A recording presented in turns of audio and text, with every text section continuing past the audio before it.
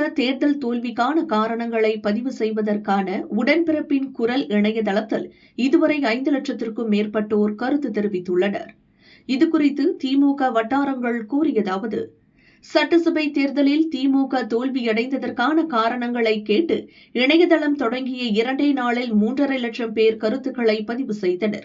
தற்போது 5 லட்சத்தை கடந்துவிட்டது. மண்டல செயலர்களை நியமித்த பின் உதயநிதி ஸ்டாலினின் மருமகன் சபரீசன், கட்சியின் பொதுச் செயலர் கனிமொழி ஆகியோரில் யார் பேச்சை கேட்பது என்ற குழப்பத்தில் கட்சியினர் இருந்தனர். இளைஞரணியில் போலி உறுப்பினர்கள் சேர்க்கப்பட்டுள்ளனர். கட்சியின் 1,70 லட்சம் உறுப்பினர்களில் பல லட்சம் பேர் பிற கட்சிகளிலும் உறுப்பினர்களாக உள்ளனர்.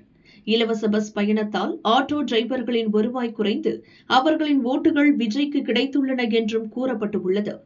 தேர்தல் பிரச்சாரத்தில் திமுகவுக்கு போட்டி தவேக என விஜய் கூறியதோடு திமுகவை கடுமையாக சாடினார்.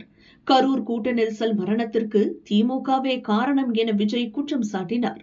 ஆனால் திமுகவில் பதில் தராததால் விஜய் சொன்னதை மக்கள் நம்பிவிட்டனர்.